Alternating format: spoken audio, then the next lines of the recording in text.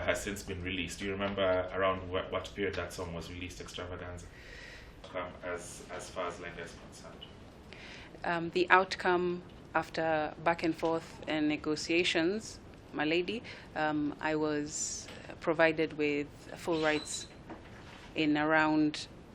Yes, when? Yes, just a second, just pause there. Oh. You're provided with full rights when?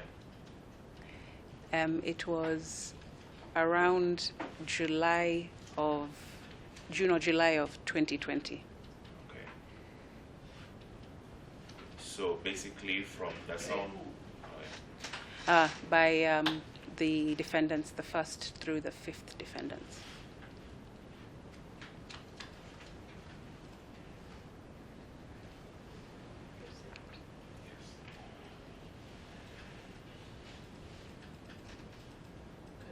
And what were the exact rights that were given to you around that time, 2020 July, that you testified to? The copyright. Uh-huh. Yes. Any other rights that you were given that you got? Mechanical rights. Okay. Yes. And performance rights. And what does that ultimately mean so the court understands? That means, my lady, that song was transferred to me in full, with all rights therein. But up and transferred to you with all rights then? With all rights therein. Yes, yes. But since 2019 until that date, you did not have the rights to the song. Is that correct? Correct. So have you made any, till that time the mechanical rights and the copyright was handed to you, did you make any royalties, or did you receive any royalties for that song? I did not receive any royalties, no. Not even from the 6 defendants? No, I have not received.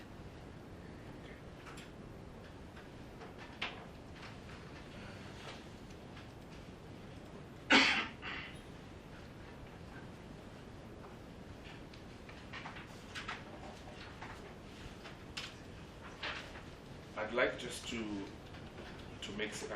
to testify on your involvement with the first defendant and the second to fifth defendants. While you were writing with them, attending studio sessions, what was the nature of your engagement with them, so the court can understand?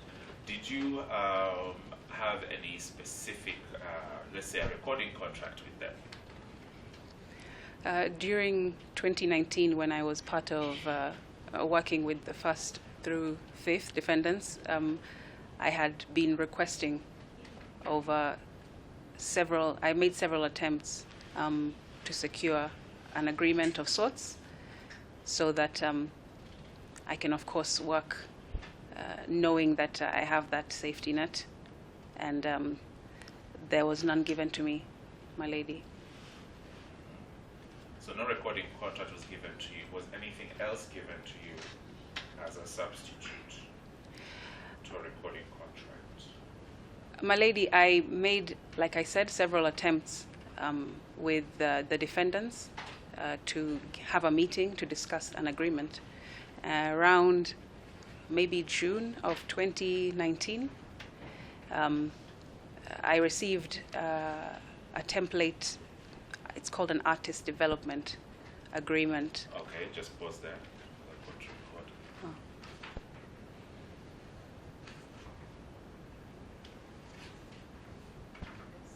So you received an artist development agreement, correct? Yes. And to the best of your knowledge, what did that artist development agreement entail? Or what did it look like? Or what did it say, generally, just for the court to understand? Sure. In summary, my lady, the artist development agreement offered to give me artist development, for example, training and things of that nature, to develop me as an artist. In exchange, it requested for 360 rights to myself. Just pause there.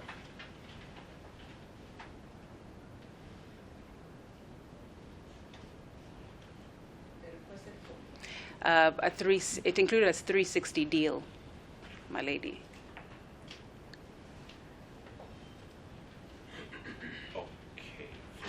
benefit of the court, what is roughly a 360 deal?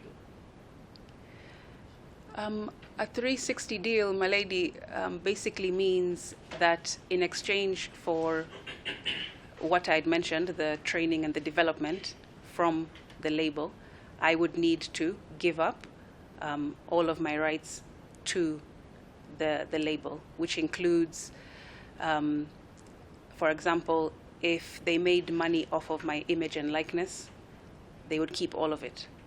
If they made money off of merchandising off of me or my brand, they would keep everything. If they would make money from my royalties, they would keep everything. If they would make money from endorsements or sponsorships, which have me and my brand involved, they would keep everything. 360 means all round. I'm giving everything, or I'm giving up everything to them. And roughly,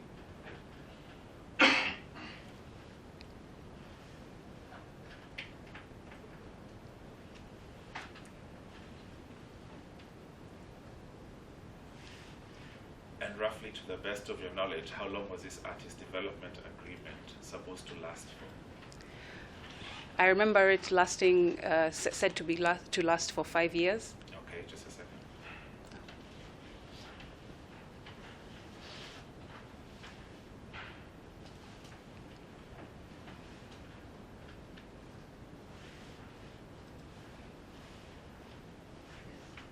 And after those 5 years, was there anything else that agreement had stated?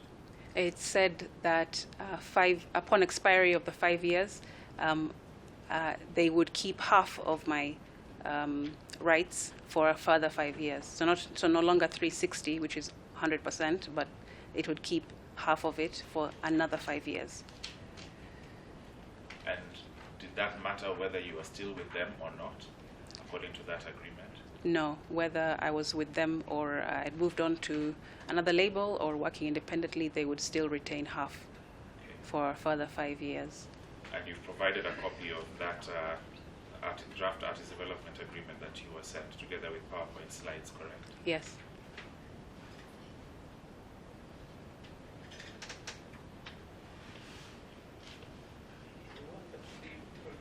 Shelley, I propose, Your Ladyship,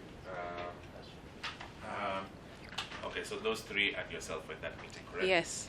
And the upshot of that meeting was that you were dismissed, correct? Yes. Okay. They were breaking the news to me that they have sat down and deliberated, and this is their decision.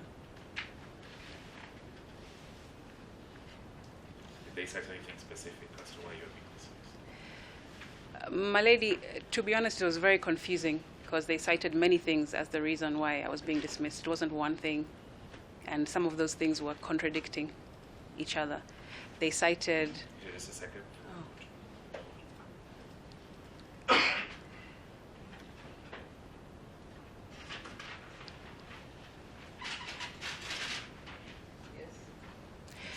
Yes, the second defendant cited that I was the weakest of the acts in terms of performing, singing, recording, basically every aspect of an artist. And then at the same time, he said, but he also said that I was amazing at songwriting, and I did great in the group songs, etc. I was also told by Moriasi or Mambia that the reason that they're dismissing me is because they're broke and they can't afford having as many artists as they thought, or they started with rather, in the beginning of the year.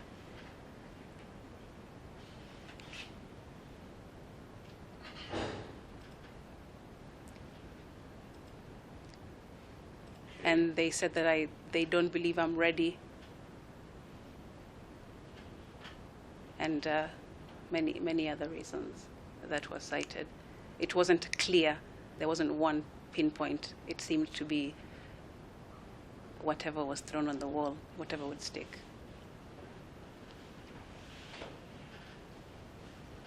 Okay.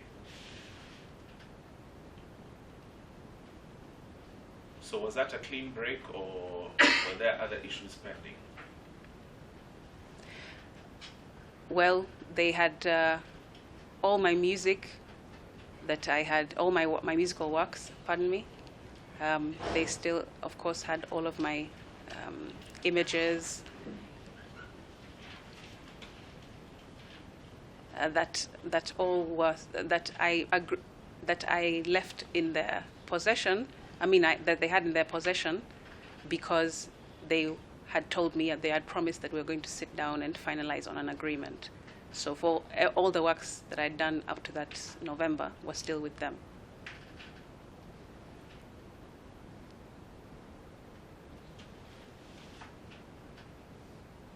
Okay. So did you, as part of following up on these artistic works, did you send a demand letter?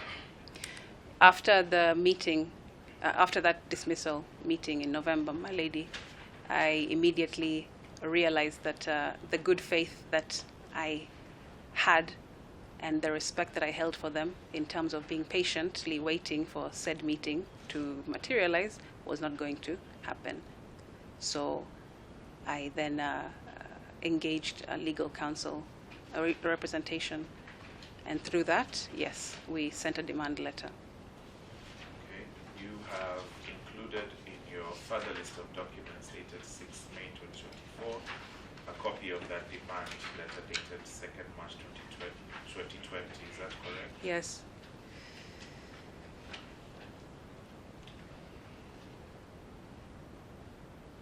You've also submitted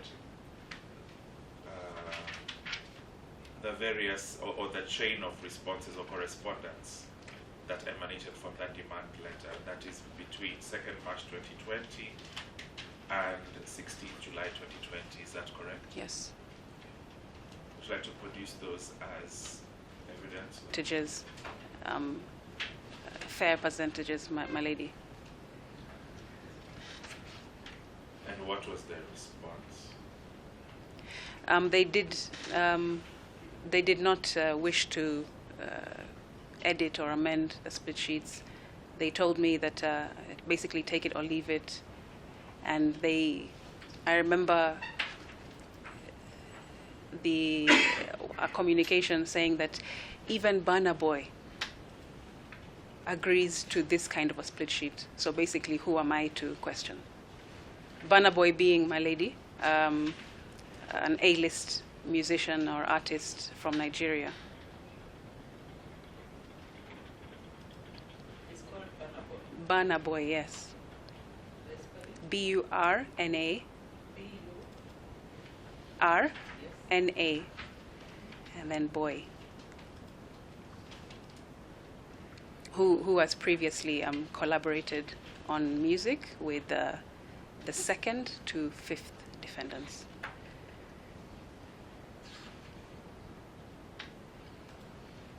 Okay, so you are told because Burna Boy had accepted, you should accept. Yes. Okay. And did you accept? I did not, my lady. You did not accept. And what is the current situation as far as those songs are concerned for today?